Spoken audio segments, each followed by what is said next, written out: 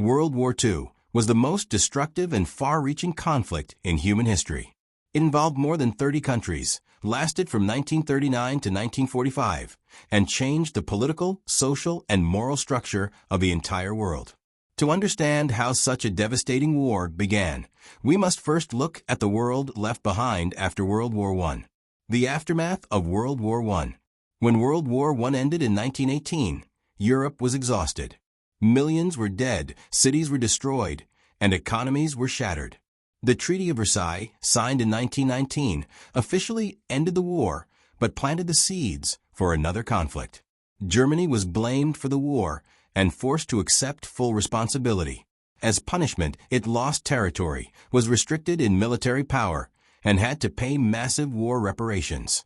These harsh terms humiliated Germany and caused widespread anger among its people. The German economy collapsed, inflation spiraled out of control, and unemployment rose sharply. Ordinary citizens struggled to survive, and faith in democracy weakened. Many Germans felt betrayed and searched for strong leadership to restore national pride. The rise of Adolf Hitler and Nazism. Out of this chaos emerged Adolf Hitler, a charismatic speaker and leader of the Nazi Party. Hitler promised to rebuild Germany, reject the Treaty of Versailles, and restore German honor. He blamed Germany's problems on foreign powers, communists, and especially Jews, spreading hatred and misinformation. In 1933, Hitler became Chancellor of Germany. Soon after, he turned Germany into a dictatorship. Political opponents were arrested, free speech was crushed, and the Nazi ideology became law. Hitler began rebuilding Germany's military in secret, directly violating the Treaty of Versailles. Instead of stopping him, Britain and France hesitated, hoping to avoid another war. Expansion and aggression in Europe. Hitler believed in Lebensraum, or living space, the idea that Germany needed more land to grow. In 1938, Germany annexed Austria in an event known as the Anschluss. Again, there was little resistance from other European powers. Later that year, Hitler demanded the Sudetenland, a region of Czechoslovakia with a German-speaking population. Britain and France agreed to his demands during the Munich Agreement, believing that giving Hitler what he wanted would preserve peace. This policy became known as appeasement. However, Hitler had no intention of stopping. In March 1939, Germany occupied the rest of Czechoslovakia, proving that appeasement had failed. The world beyond Europe. While Europe moved closer to war, tensions were also rising elsewhere. In Asia, Japan was expanding aggressively. Japan had limited natural resources and sought to control territories rich in oil, coal, and rubber. In 1931, Japan invaded Manchuria in China. By 1937, it launched a full-scale invasion of China, committing brutal war crimes, including the Nanjing Massacre, where hundreds of thousands of civilians were killed. Japan's actions alarmed Western powers, especially the United States, but global focus remained largely on Europe. Meanwhile, Italy, under dictator Benito Mussolini, sought to revive the glory of the Roman Empire. Italy invaded Ethiopia in 1935, further demonstrating the weakness of international organizations like the League of Nations, alliances, and the path to war. By the late 1930s, the world was divided into two main camps. Germany, Italy, and Japan formed the Axis powers, united by aggressive nationalism and opposition to democracy. On the other side were the Allies, including Britain and France, though they were still unprepared and uncertain.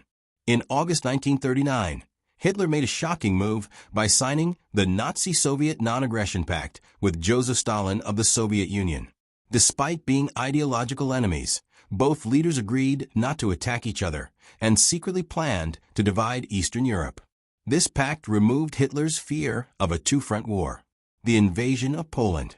On September 1, 1939, German forces invaded Poland using a new military strategy called Blitzkrieg, or lightning war. This tactic combined fast-moving tanks, aircraft, and infantry to overwhelm the enemy quickly. Polish defenses collapsed under the speed and power of the German attack. 2 days later, on September 3, 1939, Britain and France declared war on Germany. World War II had officially begun.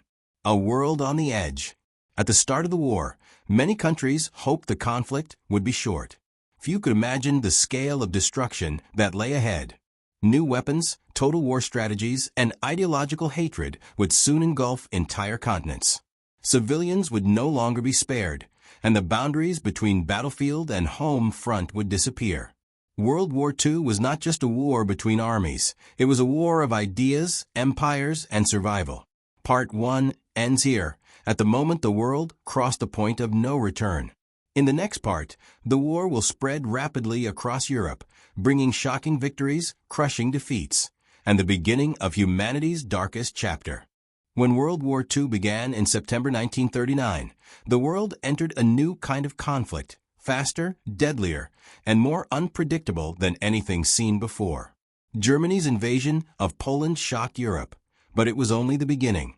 In less than 2 years, Nazi Germany would conquer much of the European continent, leaving the world stunned and the future uncertain. The destruction of Poland. Germany's attack on Poland introduced the world to Blitzkrieg, or lightning war. Instead of slow-moving armies and trench warfare, Germany used speed and coordination. Tanks smashed through defensive lines, while aircraft bombed roads, bridges, and cities. Communication systems were destroyed, causing chaos among Polish forces. On September 17, 1939, the Soviet Union invaded Poland from the east, following the secret agreement in the Nazi-Soviet pact. Caught between two powerful enemies, Poland collapsed within weeks. By early October, Poland was fully occupied and brutally divided between Germany and the Soviet Union. Thousands of Polish soldiers, intellectuals, and civilians were arrested, deported, or executed. The Phony War. After Poland fell, Europe entered a strange and tense period known as the Phony War. Britain and France had declared war on Germany, but for months there was little fighting on the Western Front. Soldiers waited in trenches, civilians prepared for air raids, and leaders hoped for a diplomatic solution. Behind the scenes, however, Germany was preparing something far more dangerous. Hitler knew that France and Britain were strong on paper, but he believed they lacked the will to fight. He planned to strike fast and decisively. The invasion of Scandinavia. In April 1940, Germany launched surprise attacks on Denmark and Norway. Denmark fell in a single day, while Norway resisted longer. Control of Norway gave Germany access to vital iron ore supplies and naval bases, strengthening its war position. Once again, Allied forces were caught off guard. The fall of France. In May 1940, Germany launched its main assault on Western Europe.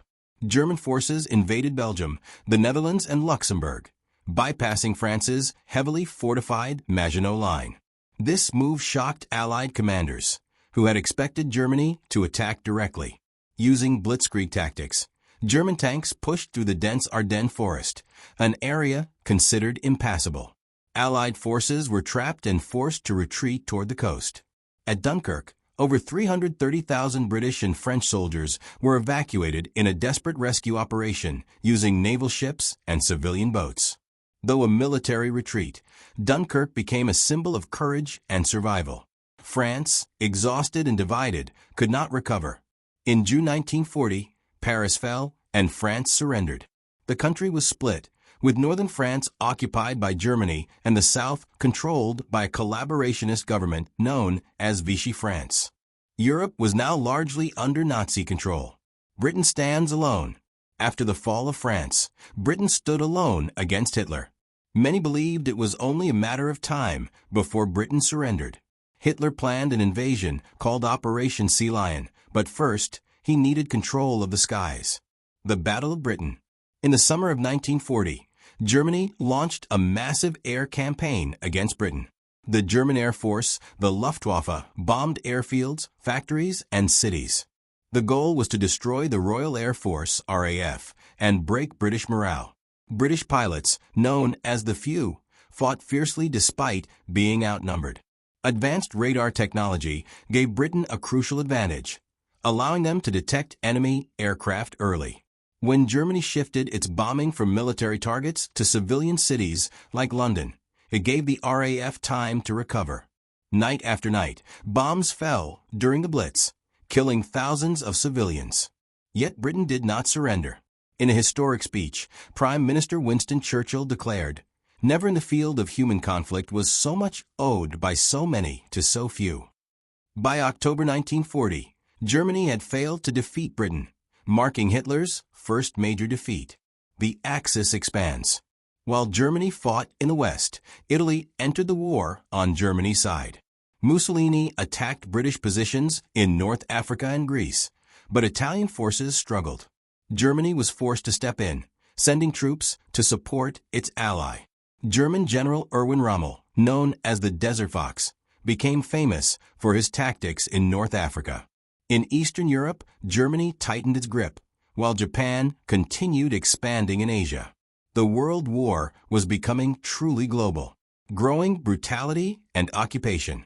As Nazi control spread across Europe, life under occupation became harsh and terrifying. Jews were forced into ghettos, stripped of their rights, and subjected to violence. Resistance movements formed in occupied countries, carrying out sabotage, spying, and acts of defiance. German forces responded with brutal reprisals, executing civilians and destroying villages. The war was no longer just about territory. It had become a war of ideology, hatred, and survival. Toward a bigger war.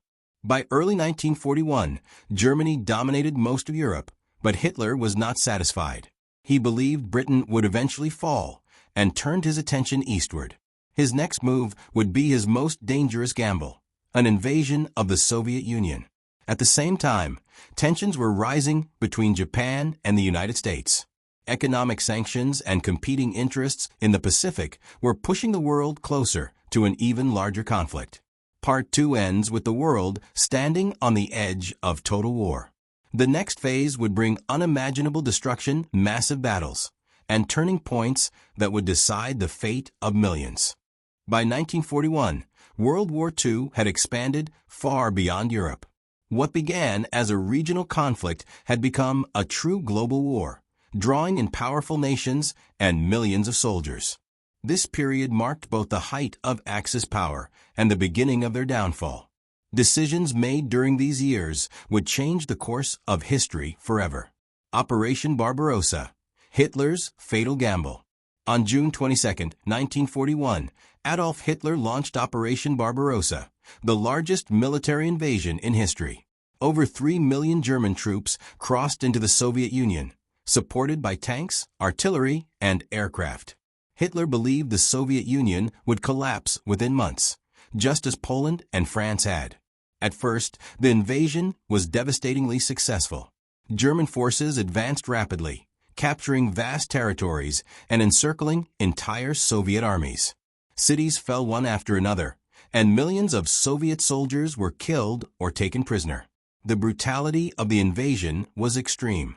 German forces executed civilians, destroyed villages, and targeted Jews in mass shootings carried out by special killing units. However, the Soviet Union did not collapse.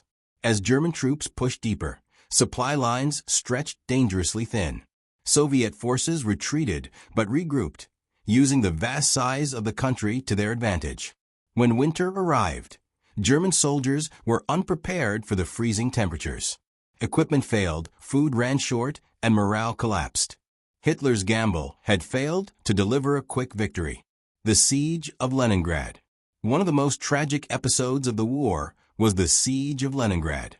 German forces surrounded the city in September 1941, cutting off food and supplies. For nearly 900 days, civilians endured starvation, cold, and constant bombardment. Over 1 million people died, yet the city never surrendered. The siege became a symbol of Soviet endurance and sacrifice. War reaches the Pacific. While Germany fought in the East, Japan made a decision that would bring the United States into the war. On December 7, 1941, Japanese forces launched a surprise attack on the U.S. naval base at Pearl Harbor in Hawaii. Battleships were destroyed, aircraft were burned on the ground, and thousands of Americans were killed or wounded. The next day, the United States declared war on Japan. Shortly afterward, Germany and Italy declared war on the United States. World War II had truly become global. Japan's rapid expansion. Following Pearl Harbor, Japan moved quickly across the Pacific and Southeast Asia. It captured Hong Kong, the Philippines, Malaya, Singapore, and the Dutch East Indies. European colonial powers were overwhelmed, and Japan claimed to be liberating Asia from Western control, though its rule was often brutal and exploitative. For a time, it seemed unstoppable. Allied forces were pushed back, and morale was low. However, Japan had underestimated American industrial power and determination. The Battle of Midway. In June 1942, the tide began to turn in the Pacific. At the Battle of Midway, U.S. naval forces, using intercepted Japanese communications, ambushed the Japanese fleet. In a single decisive battle, Japan lost 4 aircraft carriers, while the United States lost only 1. Midway was a turning point. Japan could no longer replace its losses as quickly as the United States. From this moment on, Japan would be fighting a defensive war. North Africa and the Desert War. Meanwhile, in North Africa, German and Italian forces battled British and Allied troops for control of vital supply routes and oil resources. General Erwin Rommel led daring attacks, earning respect even from his enemies. However, in late 1942, Allied forces gained the upper hand.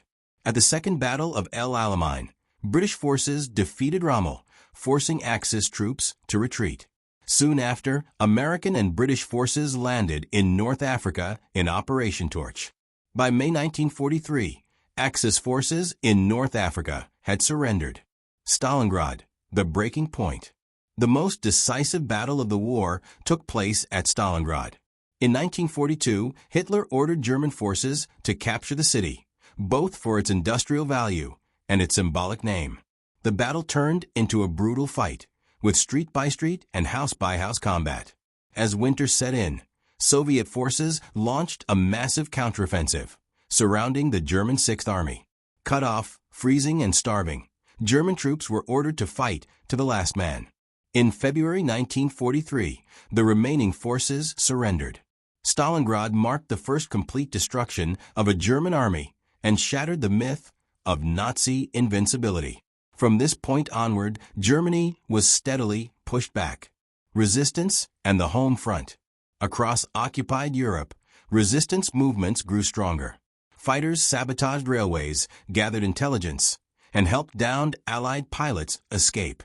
At home, civilians endured rationing, bombings, and long working hours in factories.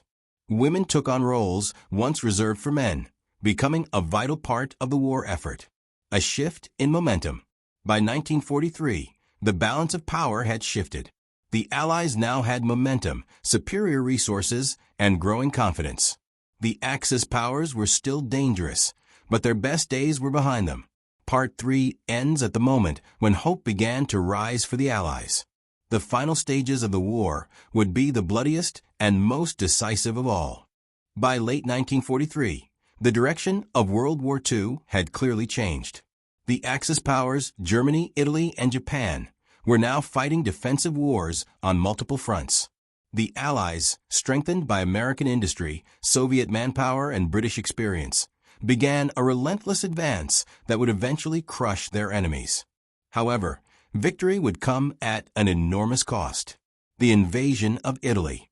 After defeating Axis forces in North Africa, the Allies turned their attention to Italy, considered the weakest Axis power. In July 1943, Allied forces invaded Sicily. The campaign was difficult, but it had major political consequences. Italian citizens had lost faith in Benito Mussolini, whose promises of glory had turned into disaster. Mussolini was arrested, and Italy surrendered to the Allies in September 1943. However, Germany quickly moved to occupy northern Italy, rescuing Mussolini and establishing a puppet government. The fighting in Italy continued as German forces defended mountainous terrain, slowing the Allied advance toward Rome. Strategic bombing and total war. As ground battles raged, the Allies increased strategic bombing campaigns against Germany. British bombers attacked cities at night, while American bombers targeted factories and transportation systems during the day. Cities like Hamburg, Dresden, and Berlin suffered massive destruction. The goal was to weaken German industry and break civilian morale. While bombing reduced Germany's ability to fight, it also caused enormous civilian casualties, raising moral questions that remain debated today. The war had become total. Entire societies were now targets. D-Day, the liberation of Western Europe. The most important operation in Western Europe began on June 6, 1944, D-Day. Allied forces launched Operation Overlord, the invasion of Nazi-occupied France. Thousands of ships and aircraft supported more than 150,000 soldiers landing on the beaches of Normandy. The fighting was brutal, especially at Omaha Beach, where German defenses inflicted heavy casualties. Despite this, Allied forces secured a foothold. Over the following weeks, millions of troops and supplies poured into France. The long-awaited Second Front in Europe had finally opened. The liberation of France. After breaking out of Normandy, Allied forces advanced rapidly across France. French resistance fighters sabotaged German communications and assisted the advancing armies. In August 1944, Paris was liberated. Celebrations erupted across the city, symbolizing the end of Nazi occupation in Western Europe. However, Germany was not yet defeated. Hitler ordered one final major counterattack in the West, the Battle of the Bulge. In December 1944, German forces launched a surprise offensive through the Ardennes forest, creating a bulge in the Allied lines. The goal was to split Allied forces and capture the vital port of Antwerp. The winter conditions were harsh, and Allied troops were initially caught off guard. Despite heavy losses, American and British forces held their ground. After weeks of intense fighting, the German offensive collapsed. The Battle of the Bulge was Germany's last major attack in the West. The Soviet advance from the east. While the Allies pushed from the west, the Soviet Union advanced relentlessly from the east. After victories at Stalingrad and Kursk, the Red Army drove German forces out of Eastern Europe. Cities were destroyed, and civilian populations suffered terribly. As Soviet troops entered countries like Poland, Romania, and Hungary, they uncovered evidence of Nazi crimes, including concentration camps. The scale of the Holocaust became undeniable. The Holocaust revealed. As Allied forces liberated concentration and extermination camps, they found scenes of unimaginable horror. Millions of Jews, along with Roma, disabled individuals, political prisoners, and others, had been systematically murdered by the Nazi regime. The Holocaust revealed the true nature of Nazi ideology and became one of the darkest chapters in human history. The world was forced to confront the consequences of hatred and unchecked power. The fall of Berlin. By early 1945, Allied armies were closing in on Germany from all sides. In April, Soviet forces launched their final assault on Berlin. The fighting was fierce, with civilians caught in the crossfire. On April 30, 1945, Adolf Hitler committed suicide in his bunker beneath Berlin. Days later, German leaders surrendered unconditionally. On May 7, 1945, World War II in Europe officially ended. The war in the Pacific, however, continued. A world changed forever. Europe lay in ruins. Tens of millions were dead, cities were destroyed, and millions were displaced. The cost of victory was staggering. Yet the defeat of Nazi Germany marked the end of one of history's most brutal regimes. Part 4 ends with Europe liberated but deeply scarred. In the final part, the focus shifts to the Pacific War, the atomic bomb, and the long-lasting consequences of World War II. While the war in Europe ended in May 1945, World War II was not yet over. In the Pacific, the conflict between the Allies and Japan continued with unmatched intensity and brutality. The final months of the war would introduce weapons and decisions that reshaped humanity forever. The nature of the Pacific War. The Pacific War was fought across vast oceans, remote islands, and dense jungles. Unlike Europe, where armies clashed over land, the Pacific conflict depended heavily on naval power and air superiority. Both sides viewed the war as a struggle for survival, which led to extreme violence and little mercy for prisoners. Japanese military culture emphasized honor, and surrender was often considered shameful. As a result, Japanese soldiers frequently fought to the death. This made every battle costly for the Allies. Island hopping strategy. After gaining the advantage at Midway, the United States adopted an island hopping strategy. Instead of capturing every Japanese-held island, Allied forces targeted key locations to cut off supply lines and move closer to Japan. Each island battle was fierce. Japanese defenders used tunnels, bunkers, and caves, forcing American troops into brutal close combat. Victories came slowly and at a heavy cost. The Battle of Iwo Jima. In February 1945, U.S. forces landed on Iwo Jima, a small volcanic island critical for air operations. The Japanese had turned the island into a fortress. For over a month, intense fighting raged. Nearly all of the Japanese defenders were killed, and American casualties were among the highest of the war. The iconic image of U.S. Marines raising the flag on Mount Suribachi became a symbol of sacrifice and determination. The Battle of Okinawa. The bloodiest battle of the Pacific War took place on Okinawa. From April to June 1945, Allied forces fought Japanese troops who refused to surrender. Kamikaze pilots carried out suicide attacks against Allied ships, causing massive losses. Civilians were trapped in the fighting, and tens of thousands died. The battle shocked Allied leaders and made one thing clear. An invasion of Japan's main islands would result in enormous casualties on both sides. The atomic bomb decision. As the war dragged on, U.S. leaders faced a terrible choice. A full-scale invasion of Japan could cost millions of lives. At the same time, the United States had developed a new and terrifying weapon through the secret Manhattan Project, the atomic bomb. President Harry S. Truman believed that using the bomb could force Japan to surrender quickly and avoid a prolonged invasion. The decision remains one of the most controversial in history. Hiroshima and Nagasaki. On August 6, 1945, an American bomber dropped the first atomic bomb on Hiroshima. In seconds, the city was devastated. Tens of thousands died instantly, and many more suffered from burns and radiation sickness. 3 days later, a second atomic bomb was dropped on Nagasaki. The destruction was overwhelming. Combined with the Soviet Union's declaration of war against Japan, these events left Japan with no choice. Japan's surrender. On August 15, 1945, Japan announced its surrender. The formal surrender ceremony took place on September 2, 1945, aboard the USS Missouri. World War II was officially over. The war had claimed an estimated 70 to 85 million lives, soldiers and civilians alike. Entire cities were destroyed, families shattered, and nations left in ruins. War crimes and justice. After the war, the world sought justice. Nazi leaders were put on trial at the Nuremberg trials for crimes against humanity, war crimes, and genocide. In Asia, Japanese military leaders were tried in the Tokyo trials.